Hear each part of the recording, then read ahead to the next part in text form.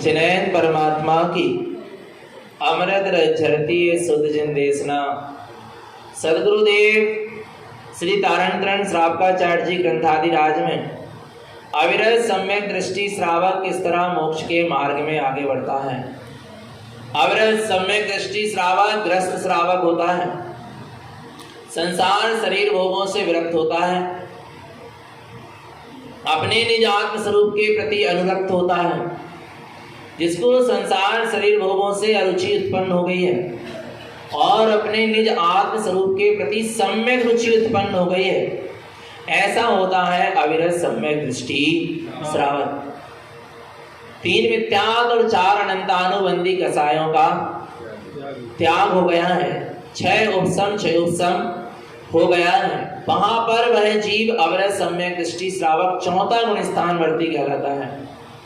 जो सच्चे देव गुरु शास्त्र का सच्चा श्रद्धानी होता है, 7 व्यसनों के त्याग पूर्वक 18 क्रियाओं का निरतिचार पालन करता है, श्रावक के 6 आवश्यक कार्य का पालन करता है, वह अविरत सम्यक दृष्टि श्रावक होता है।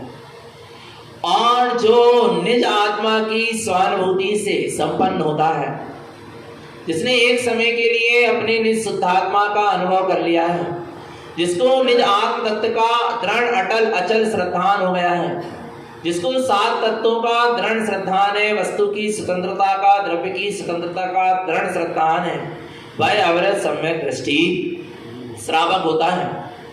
ऐसा अविरत सम्यक दृष्टि श्रावक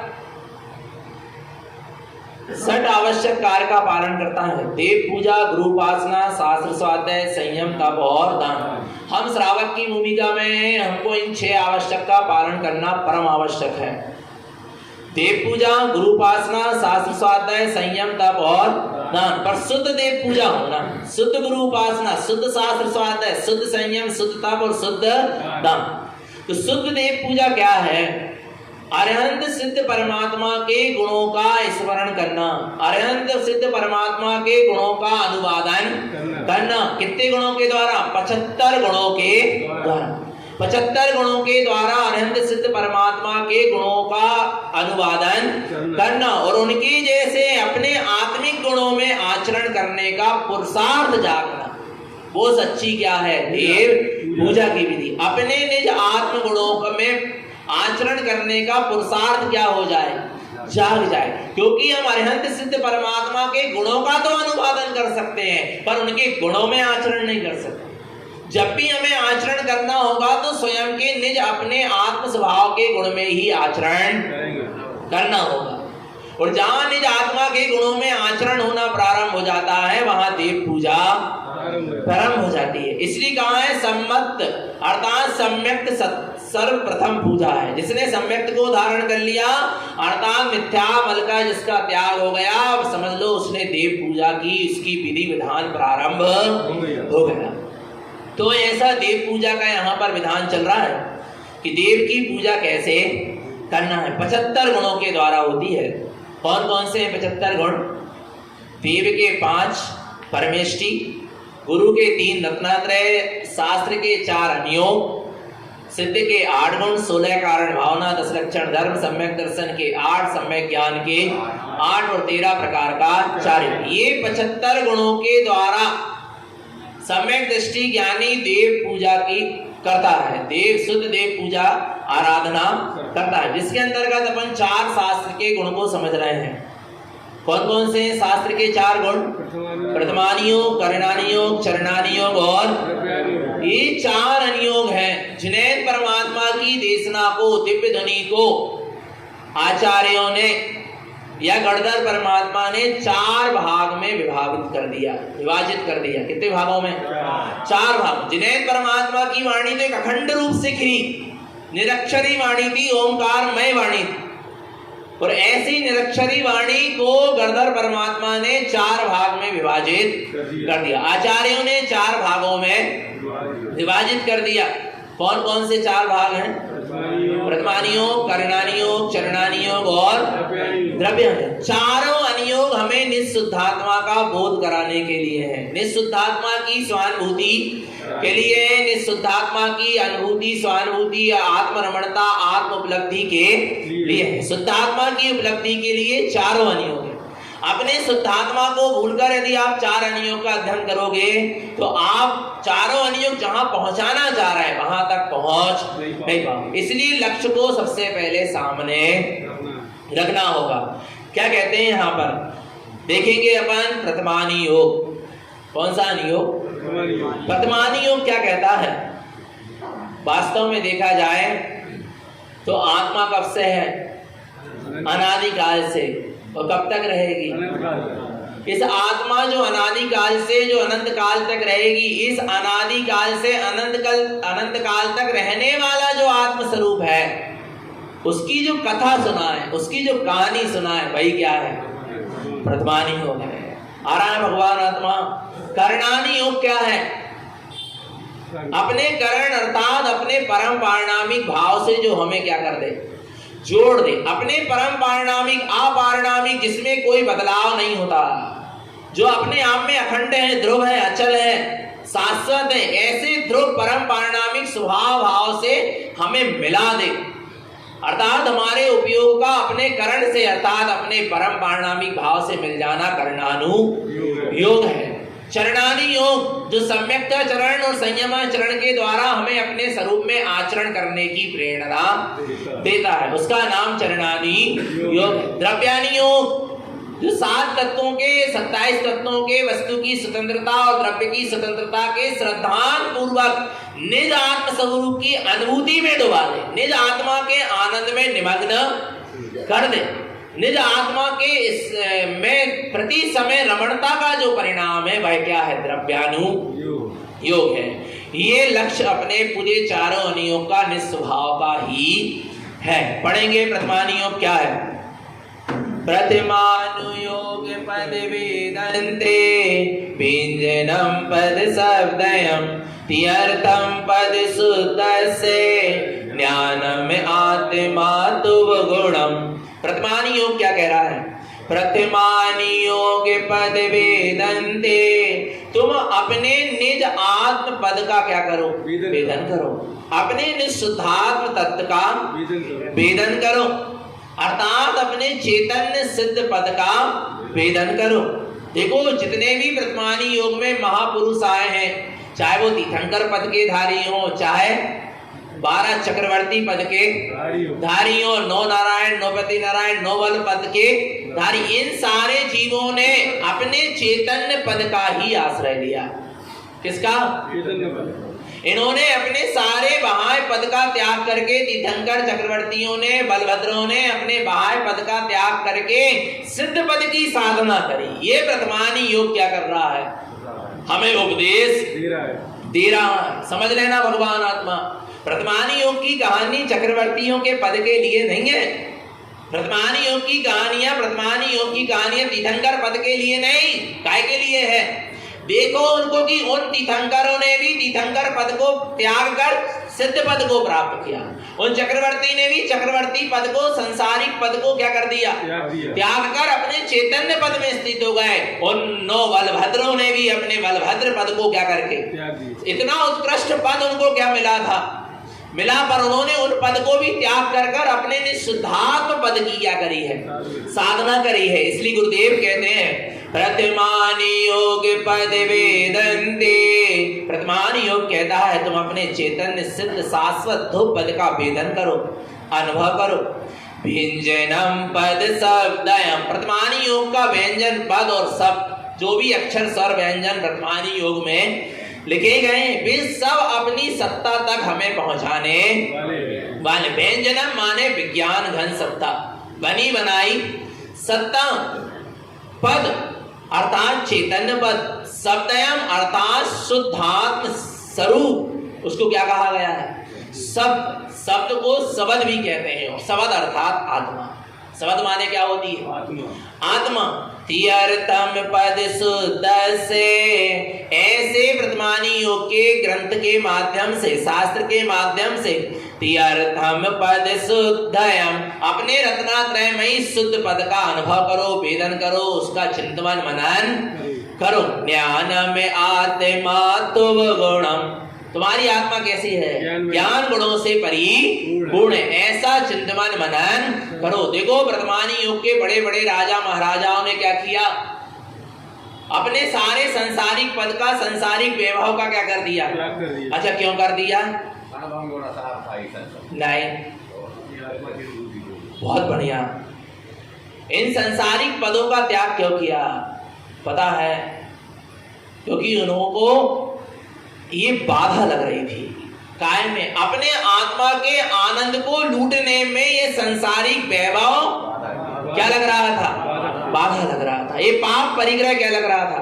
बाधा। संसारिक पद अपने सिद्ध पद में स्थापित होने नहीं दे रहा था, इसलिए उन्होंने संसारिक पद का क्या कर दिया? त्याग कर दिया। अपने आत्मकार में जो बाधक बने उसको क्या कर दो? त्याग कर दो। अपने अशुद्धात्मा की साधना में जो बाधक बने उसको क्या कर दो? उनको जगत की माया अपने आत्म स्वभाव की साधना में क्या हो रही थी? बाधा आ रही थी, इसलिए उसको क्या कर दिया?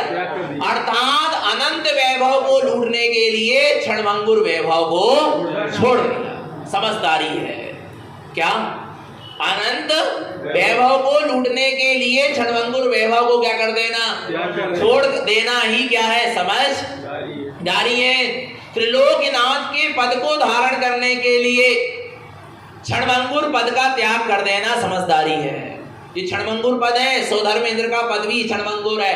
अहमेंद्र पद का पद भी क्या है? क्षणभंगुर है। चक्रवर्ती तीर्थंकर का पद भी क्या है? क्षणभंगुर है, छूट जाने वाला है। और एक चैतन्य सिद्ध पद ही शाश्वत रहने। तो जो अपनी आत्म साधना में बाधक बने उसको क्या कर दो? छोड़ दो, त्याग दो। वो पता है अपने आत्म स्वरूप में जो आनंद है वो आनंद इस तीन लोक में कहीं नहीं है। इस क्षणभंगुर नाशवान परद्रव्यों में वो आनंद नहीं है जो आत्मा में आनंद है। आपको पता है, एक ध्यान से सुनना, एक बनिया, कौन बनिया समझते हो? किसे कहते हैं बनिया? बनिया जो बन जाए सो, और जो बिगड़ जाए सो वे बनिया नहीं है। बनियों ने उच्चोत्तर वृद्धि करी, अभी तक देख लो तुम। और अपने बुजुर्ग क्या थे और अपन पर किस मार्ग में वृद्धि करी, ये भी देखना है। नहीं आ रहा भगवान आत्मा समझना।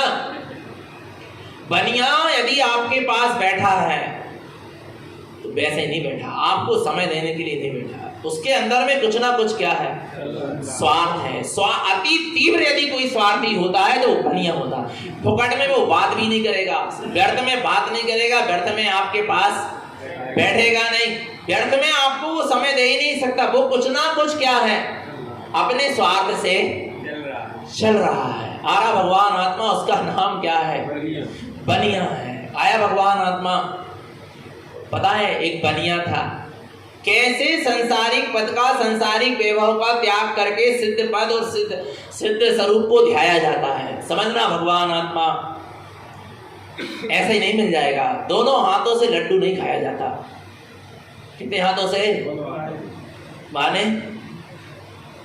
माने दो ही काम नहीं होत सयाने, विषय भोग अरु मोक्ष ही जाना। दोनों काम एक साथ नहीं होंगे। विषय भोगों को भी भोगना है और मोक्ष भी जाना। ऐसे दो काम एक साथ, एक काम करना होगा। समझ लेना भगवान आत्मा, तब मोक्ष की क्या होगी? प्राप्ति होगी।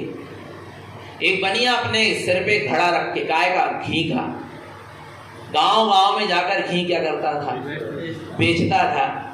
एक दिन वह एक जंगल से गुजर रहा था और उसी जंगल से एक राजा और मंत्री भी क्या कर रहे थे? ध्यान से समझना इस वृतांत को, कुछ सीख सको तो सीखना। राजा और मंत्री भी उस जंगल से क्या कर रहे थे?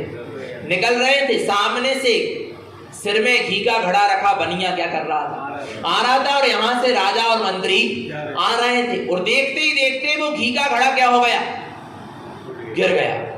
बनिया के सिर से घी का घड़ा क्या हो गया? गिर गया।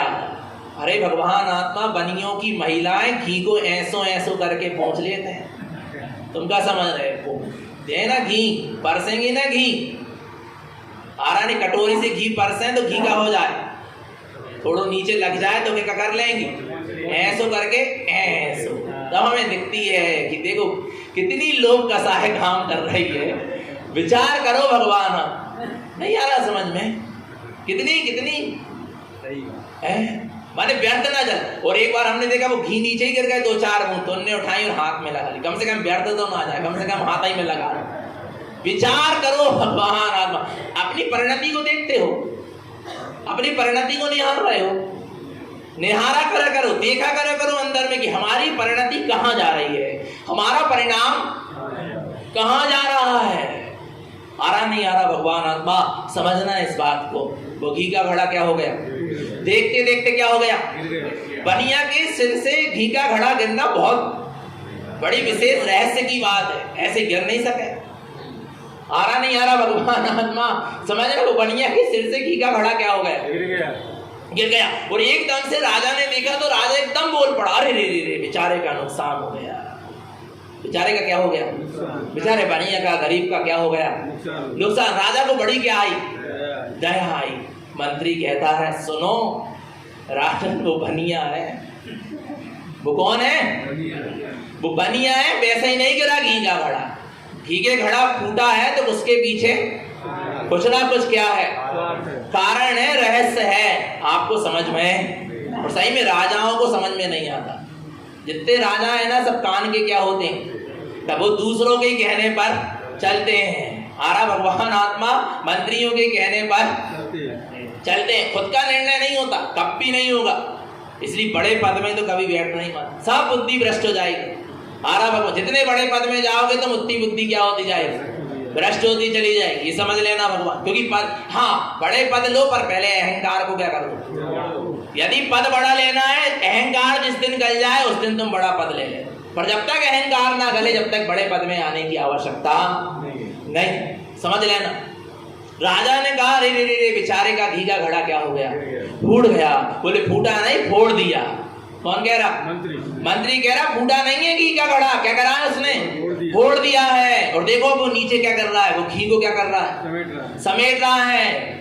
बोले घी को समेट रहा। बोले गिर गया तो वो तो समेटे गई। राजा ने कहा नहीं, घी नहीं समेट रहा, वहां असरफियां पड़ी थी, और वो असरफियों को वैसे ही उठाता तो क्या कर लेते आप? देख लेते, लोग उसको देख लेते। इसलिए उसने असरफियों के पीछे घी का घड़ा क्या कर दिया?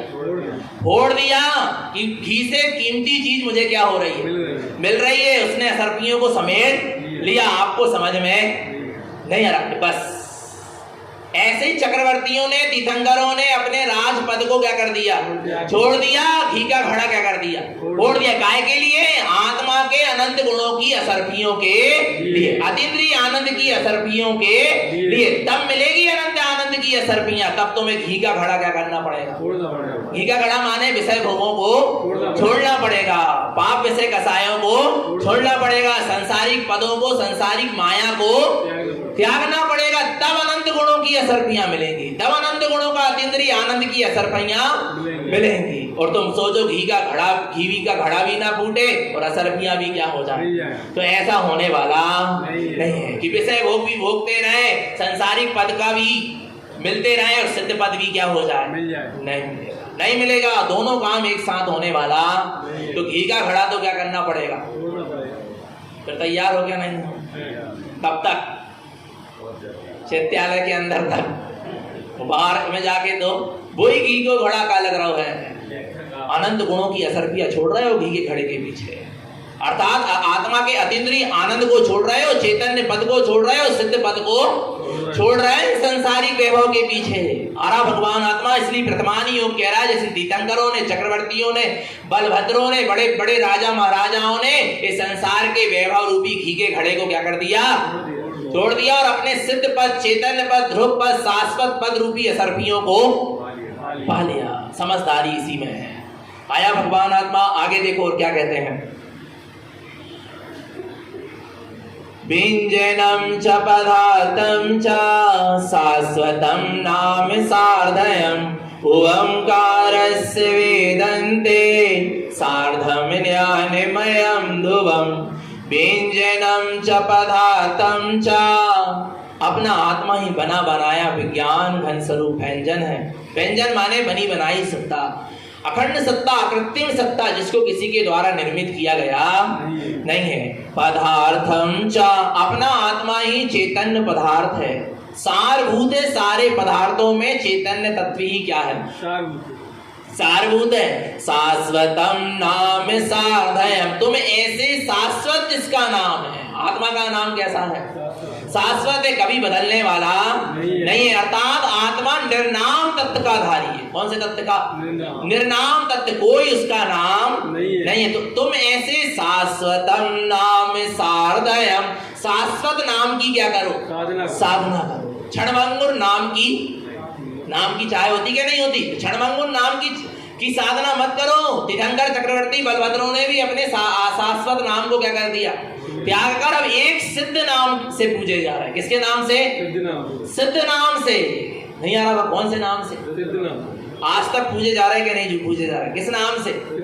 बस वो सिद्ध पद ही शाश्वत है, सिद्ध नाम ही शाश्वत है। इसके अलावा सारे नाम सारे पद क्या है?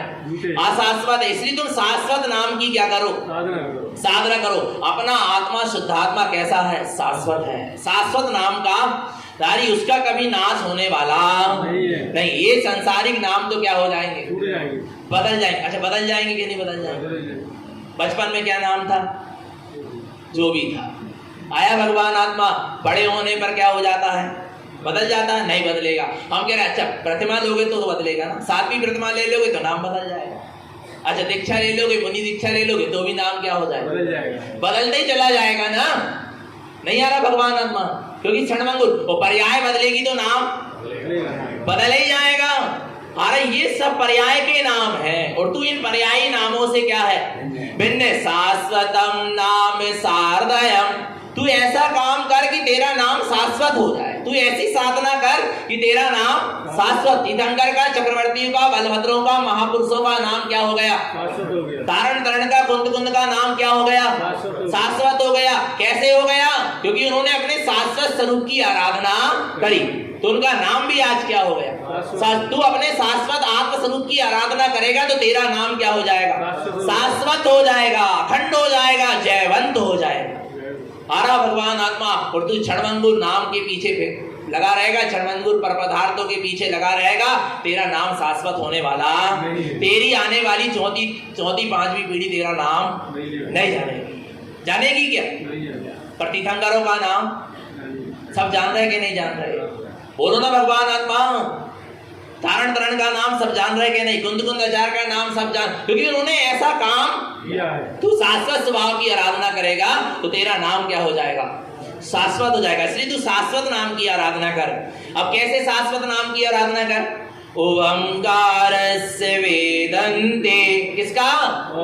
ओंकारस्य वेदन्ते, ओंकारमयी निराकार निर्विकार निर्विकल चैतन्यमयी सत्ता का वेदन अनुभव कर। सार्धम ज्ञानमयम ध्रुवम, तू अपने ज्ञानमय ध्रुव स्वभाव की क्या कर? साधना कर। ओंकारमय निराकार निर्विकार निर्विकल सत्ता का वेदन कर, अनुभव कर, और ज्ञानमय ध्रुव स्वभाव की साधना कर। यही प्रथमानी योग का पूरा क्या है?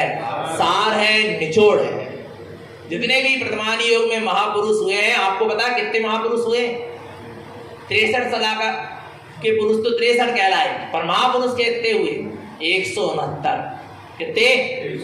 169 महापुरुष होते हैं, और सारे 169 महापुरुष का निश्चित मोक्ष को जाएंगे। उसी भाव से नहीं जाएंगे, आगे पीछे भाव से जाएंगे, पर कभी ना कभी क्या होंगे? ये मोक्ष पद को प्राप्त करेंगे। जितने भी कुलकर हैं, तीर्थंकरों के माता पिता हैं, तीर्थंकर हैं, बलभद्र है, नारायण है, प्रति नारायण है, चक्रवर्ती है, नारद है, रुद्र है, आरा भगवान आत्मा, ये सब कभी ना कभी निर्वाण पद को क्या करेंगे? पर कैसे करेंगे?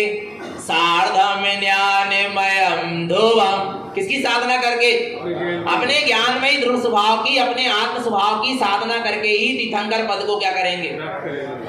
शाश्वत सिद्ध पद को प्राप्त करेंगे। ऐसे ही होने वाला कुल मिला के साधना करना अपने आत्म स्वभाव की ही पड़ेगा। आया नहीं आया?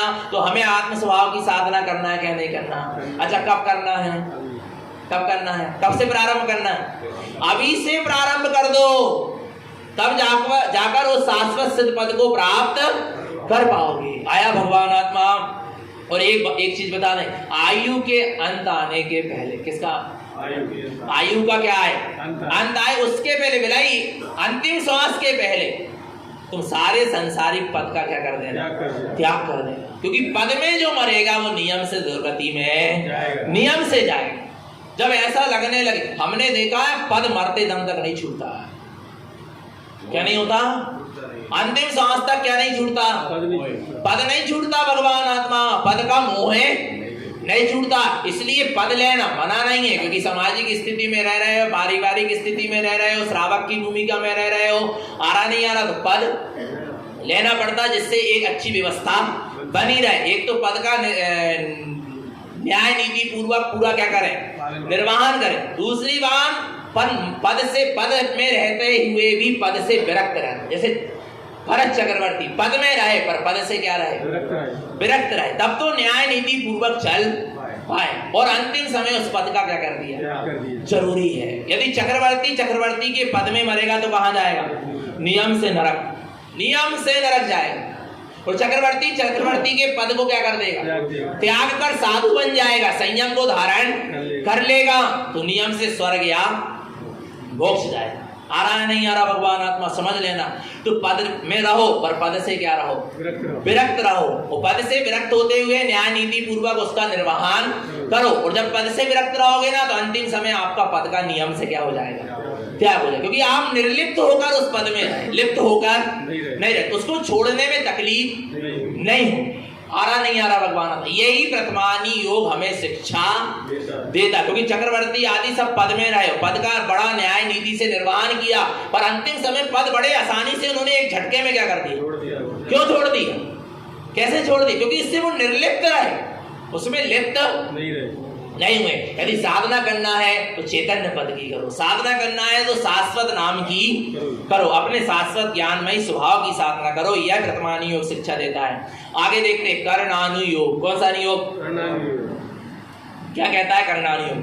कर्णानुयोग संपूर्णम स्वात्म चिंता सदा बुधय स्वस्वरूपम चाराध्यम कर्णानुयोग शाश्वतम कर्णानुयोग संपूर्णम। संपूर्ण कर्णानुयोग जिसमें कर्म सिद्धांत की क्या है? बात है। जिसमें 5 प्रकार के परिणामों की बात है, जिसमें 14 गुणस्थान 14 मार्गणाओं की बात है। ये संपूर्ण कर्णानुयोग जिसमें लोक अलोक के विभाग की बात है, दीर्घ समुद्र आदि की बात है। ये संपूर्ण कर्णानुयोग क्या कह रहा है? कि तुम लोक अलोक का को जानकर, 14 गुण स्थानों को जानकर, मार्गणाओं को जानकर, 8 कर्मों को जानकर, 8 कर्मों की व्यवस्थाओं को जानकर, स्थिति प्रकृति प्रदेश अनुभाग आदि बंध को जानकर, इन सारे सिद्धांतों को क्या कर्णानुयोग सैद्धांतिक होता है।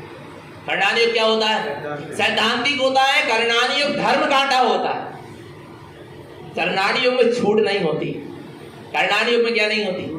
छूट नहीं होती। कर्णानुयोग क्या है?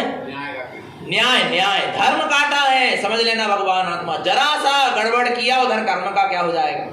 बंद। यहाँ परिणाम बिगड़ा, यहाँ भाव बिगड़े, वहां कर्म का क्या हुआ?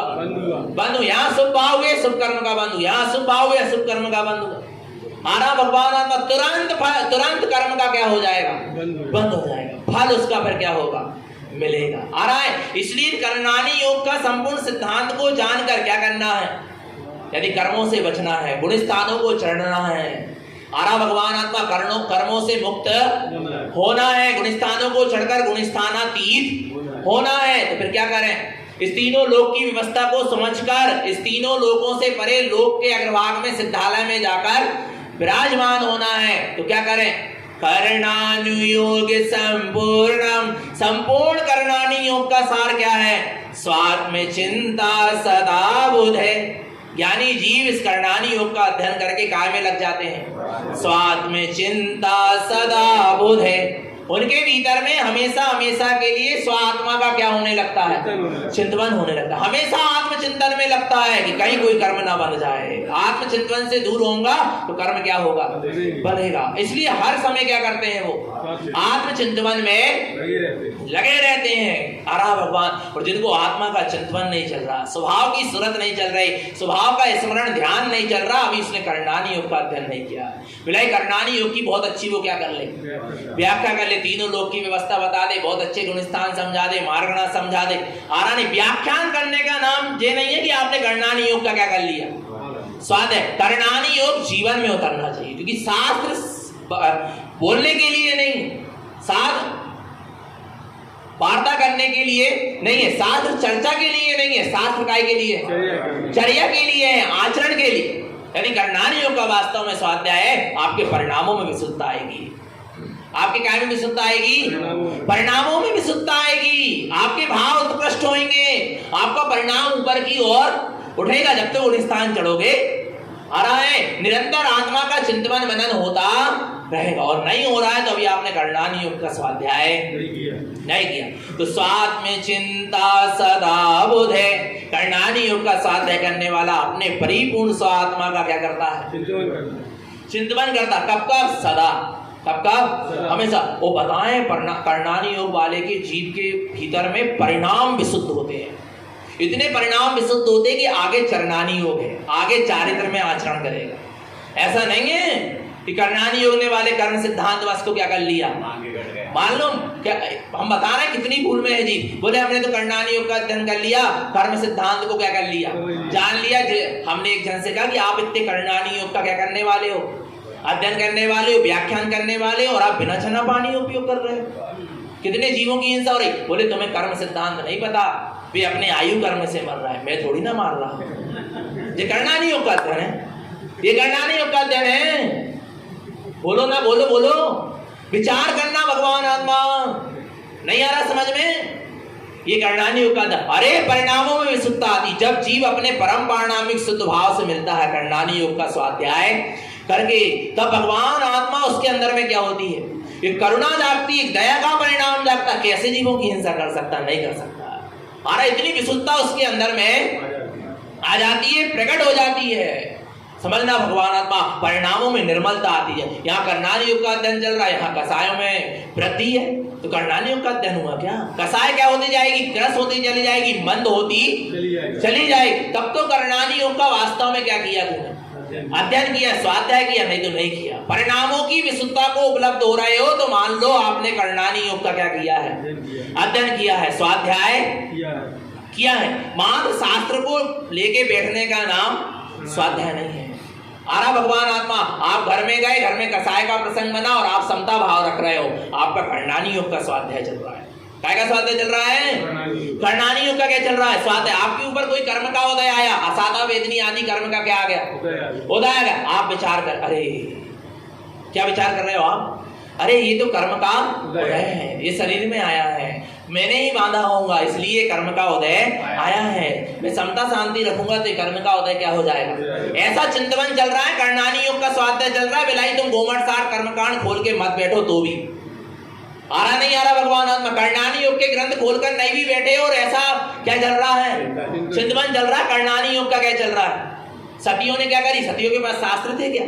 जंगलों में रही, वनवास में रही, आ रहा नहीं आ रहा, कारावास में रही, कितनी दुख तकलीफ में रही, पर क्या विचार कर? मेरे ही कर्म का उदय है, किसी दूसरे का दोष नहीं है। सामने वाला तो निमित्त मात्र होना है, मेरे ही कर्मों का क्या है? दोष है। और ऐसे कर्मों का चिंतन करके अपने अंदर में समता क्या रखी? परिणाम रखी। आया है कर्म का उदय, चला जाएगा। आज है, कल नहीं है। कोई शाश्वत वस्तु नहीं। ऐसा कर्म सिद्धांत का क्या चल रहा है? कर्म के विपाक का क्या चल रहा है? चिंतन चल रहा है। करणानी योग का क्या चल रहा है? स्वाध्याय चल रहा है। कोई जरूरी नहीं है करणानी योग का स्वाध्याय मैंने शास्त्र खोलकर ही बैठो। परिणामों में प्रति समय विशुद्धता चल रही है। मंद कसाय का परिणाम चल रहा है, परिणामों में उत्कृष्टता चल रही है, ये समझ लेना कर्णानी योग का क्या है, स्वाध्याय है भगवान आत्मा। आगे देखो क्या कहते हैं कर्णानी योग। स्वस्वरूपं चाराध्यं कर्णानि योग शाश्वतम्। स्वस्वरूपं चाराध्यं, जो स्वस्वरूप की आराधना का उपदेश देता है। कर्णानि योग शाश्वतम्, जो हमें अपने शाश्वत करण परम पारणामिक शुद्ध भाव से मिला दे, उससे योग करा दे, उसका नाम क्या है, कर्णानी योग है। इस तरह कर्णानी योग भी किसका उपदेश दे रहा है, स्वस्वरूप की आराधना का ही उपदेश दे रहा है। आगे देखो, शुद्धात्मा चेतनम जैने ओम ह्रियं श्रियं पदम पंचदीप्तिमयं शुद्धं शुद्धात्मा शुद्धं गुणं। शुद्धात्मा चेतनम जैने, जो अपना शुद्धात्मा है, कर्णानी योग कह रहा है, जो अपना क्या है, चैतन्य स्वभाव है, वह क्या है, शुद्धात्मा है, वह चैतन्य है। ओम ह्रियं श्रियं पदम, वह शुद्धात्मा ही ओम अर्थात परमात्म पद का धारी है। श्री ह्रियम माने तीर्थंकर सर्वज्ञ पद का धारी है। श्रियम अर्थात मोक्ष लक्ष्मी ज्ञान लक्ष्मी पद का धारी है। पदम लिखा ना, ओम ह्रियम श्रियम पदम, यह शुद्धात्मा चैतन्य है और वह ओम ह्रियम श्रियम पद का धारी है। परमात्म पद का, सर्वज्ञ पद का, ज्ञान लक्ष्मी मोक्ष लक्ष्मी पद का क्या है, धारी। पंचदीप्तिमयं शुद्धं शुद्धात्मा शुद्धं गुणं। कर्णानी योग का स्वाध्याय करने वाले अपने आत्मा के शुद्धात्मा के शुद्ध गुणों का चिंतन करता है। काय का शुद्ध गुणों का द्रव्य गुण, वो पर्याय, इनसे ऊपर उठकर शुद्ध शुद्ध शुद्ध गुणों का क्या कर रहा है, चिंतन करता है। पंच दीप्तिमयम शुद्धम, और अपने शुद्धात्मा को पंचम दीप्तिमय अनुभव करता है, अर्थात केवल ज्ञान के प्रकाशमान अनुभव करता है। वो कर्णानी योग का स्वाध्याय वाला है। आरा भगवान आत्मा अपने आप को पंचम दीप्ति माने पंचम केवल्य ज्ञान के प्रकाश वाला अनुभव, जिसके अंदर में शुद्धात्मा का शुद्ध प्रकाश क्या हो चुका है, उत्पन्न हो चुका है, वह वास्तव में कर्णानी योग का स्वाध्याय है। आया भगवान आत्मा। आगे देखो, देखो कर्णानी योग के स्वाध्याय वाले के जीवन में क्या होगा। शल्यं मिथ्यामयं तेक्तं पुण्यानं त्रिविमुक्तयं ओं चाऊर्ध सद्भावं ओंकारं च विन्दते। शल्यं मिथ्यामयं तेक्तं, जिसने कर्णानी योग का स्वाध्याय करने वाले के शल्यम मिथ्यामयम तिक्तम, मिथ्याद आदि सल, मिथ्या माया निदान सल क्या हो जाएंगे, छूट जाएंगे। कर्णानी योग के स्वाध्याय वाले की चिंता नहीं होगी मेरे भविष्य में क्या होगा, मेरा भविष्य में ये चिंता, क्योंकि कर्म सिद्धांत को जान लिया ना। किसको जान लिया, कर्म के उदय में जो लिखा होगा वही होगा, उसके अलावा और कुछ भी नहीं हो सकता। इस कर्म सिद्धांत को जाना ना करना है, फिर चिंता का है भविष्य में क्या होगा, भविष्य में कोई रोटी देगा कि नहीं, भाई भविष्य में मेरा कोई इलाज कराएगा कि नहीं, समाज मेरी व्यवस्था करेगी क्या, नहीं, मैं अपनी खुद की व्यवस्था खुद बना लूं। ये कर्णानी योग वाले का स्वाध्याय नहीं है, वो ये कर्णानी योग का अध्ययन वाला नहीं है, समझ लेना भगवान। कर्णानी योग का स्वाध्याय वाला कर्म सिद्धांत पे चलता है, आ रहा नहीं आ रहा, जैसे कर्म के उदय पर लिखा होगा वैसा ही मेरा परिणमन होगा, ना उसमें कोई सहाय होगा ना कोई उसमें बाधक होगा। इसलिए शल्यम मिथ्यामयम तिक्तम, सारी मिथ्या शल्य आदि का क्या हो गया, क्यों हो गया, क्यों हो गया, इसलिए हो गया क्योंकि मेरे कर्म के उदय में ना कोई बाधक है ना कोई सहाय है, मेरे स्वयं के कर्म के उदय से मेरा परिणमन चल रहा है, मेरे में कोई ना बाधक बन सकता है, मेरे मार्ग में ना कोई साधक बन सकता है। आ रहा नहीं आ रहा भगवान आत्मा, ऐसा जानकर क्या हो गया, निशल्य हो गया। शल्य क्यों लगी रहती है, अरे कोई कुछ कर ना दे, कोई बाधक ना बन जाए, अरे कोई हमें सहयोगी मिल जाए, साथी मिल जाए, सहाय मिल जाए, उसी की चिंता, या कोई बाधक ना बन जाए, कोई बाधा ना आ जाए। अरे ये क्या है, शल्य लगी। पर कर्णानी योग वाले ने कर्म सिद्धांत को जान लिया ना कि जो होना है होगा, जो कर्म के उदय में लिखा है वैसा ही परिणमन होगा, उसको कोई तीर काल में डाल फेर बदल सकता नहीं। शल्य तिक्तम, शल्य क्या हो गई, शल्यम मिथ्यामयम तिक्तम, मिथ्याद आदि शल्य क्या हो गई, जुड़ गई। पुण्यानम त्रिविमुक्तयम, भाई तीन प्रकार के ज्ञान से भी मुक्त हो गया, कुमति कुश्रुत और कु अवधि। ऊर्ध्वं च ऊर्ध्व सद्भावं, उसके भाव कहाँ जा रहे हैं? ऊपर की ओर जा रहे हैं। ऊर्ध्वगमन हो रहा है उसके भावों का, स्वभावों का, परिणामों का, परिणति का, आचरण का, सबका क्या हो रहा है? दृष्टि का ऊर्ध्वगमन, उपयोग का ऊर्ध्वगमन हो रहा है। ओंकारं च विंदते, और बार बार वह नित्य प्रति अपने ओंकार स्वरूप का क्या कर रहा है? वेदन कर रहा है। आगे देखो, दिव्य दृष्टि च संपूर्णं शुद्धं सम्यक् दर्शनं ज्ञानमयं सार्धं सुतं करणानुयोग स्वात्म चिंतनम। दिव्य दृष्टि च संपूर्ण, जिसने करणानी योग के द्वारा स्वात्मा का चिंतन करा है, शुद्ध सम्यक दर्शनम, उसको शुद्ध सम्यक दर्शन क्या हुआ है? प्रकट हुआ है। क्योंकि करणानी योग ही प्रमाण है कि आपको सम्यक दर्शन हुआ है। करणानी योग के अनुसार सम्यक दृष्टि कौन? जल्दी बताओ। अभी हमने शुरुआत जब करी थी कि अब सम्यक दृष्टि की चारों अनुयोग से परिभाषा बता दी थी। संसार, शरीर, भोगों से व्रत, आत्मस्वरूप की रुचि, इकाई के अनुसार है, प्रथमानी योग के अनुसार। इसके बाद करणानी योग बताई थी हमने। करणानी योग के अनुसार सम्यक दृष्टि कौन है? जल्दी बताओ। करणानी योग के अनुसार सम्यक दृष्टि कौन? चौथा गुण स्थान वाला तो ठीक है, पर करणानी योग के अनुसार सम्यक दृष्टि कौन? किसको सम्यक दर्शन हुआ मानेंगे? 3 मिथ्यात्व और 4 अनंतानुबंधी कसाय का उपसम 6 उपसम जिसको हुआ है वो कौन है? वो सम्यक दृष्टि है, अविरत सम्यक दृष्टि है। आ रहा नहीं आ रहा भगवान आत्मा? इसलिए करणानी योग के अनुसार देखो, करणानी आपका स्वाध्याय करके स्वात्म चिंतन, स्वात्मा का क्या चला? चिंतन करा। शुद्धम सम्यक दर्शनम, और क्या हो गया? शुद्ध सम्यक दर्शन प्रकट हो गया। दिव्य दृष्टि च संपूर्णम, उसकी कौन सी दृष्टि प्रकट हो गई? दिव्य दृष्टि प्रकट हो गई। ऐसी दिव्य दृष्टि प्रकट हो गई कि जिसमें उसको अपना परिपूर्ण स्वरूप नजर आ रहा है। ज्ञानमयम सार्धम शुद्धम, इस तरह वह सम्यक दृष्टि यानी ज्ञानमय ध्रुव स्वभाव की क्या करता है? साधना करता है। आरा भगवान आत्मा। तो इस तरह करणानी योग वाले को दिव्य दृष्टि प्रकट हुई, जिसमें उसको अपना परिपूर्ण स्वरूप क्या होता है? दिखता है। और जब वो परिपूर्ण स्वरूप दिखता है और ज्ञान मार्ग उसका खुलता है, तो उसमें फिर तीनों लोक की व्यवस्था दिखती है। तब तो करणानी योग के स्वाध्याय जीवों ने करणानी योग के ग्रंथों को क्या कर दिया? लिख दिया। तीनों लोक की व्यवस्थाओं को रच दिया, लिख दिया। कैसे लिख दिया? आ रहा नहीं आ रहा? दिव्य दृष्टि च संपूर्ण, कौन सी दृष्टि प्रकट हो गई? दिव्य दृष्टि प्रकट हो गई। चराचर तीनों लोक की व्यवस्था स्पष्ट जिनके ज्ञान में क्या हो रही है? झलक रही है। आ रहा नहीं आ रहा? वास्तव में उसने करणानी योग का क्या किया है? स्वाध्याय। करणानी योग का स्वाध्याय करने वाला स्वयं के परिणामों को भी प्रति समय देखता है और पता है करणानी योग का जिसका वास्तविक स्वाध्याय होता है, ऐसे सम्यक दृष्टि ज्ञानी दूसरों के परिणामों को भी जान लेता है कि दूसरे के भीतर में क्या परिणाम चल रहे हैं। आरा भगवान आत्मा करणानी योग वाले जीव को इतना ज्ञान क्या हो जाता है? प्रकट हो जाता है। आरा नहीं, स्व पर के परिणामों की पहचान उसको होने लगती। आरा नहीं आ रहा भगवान आत्मा? ये करणानी योग का। और अपने यहाँ वास्तव में करणानी योग के वास्तविक ज्ञाता हुए तो पूज्य जयसागर जी महाराज हुए। वास्तव में करणानी योग का के प्रकट विद्वान थे। किसके? करणानी योग के। पता है किसी ने उनको पत्र लिखा था, जिनको लोग आज 25वें तीर्थंकर मान रहे हैं। आरा लोग मान रहे हैं, नहीं है।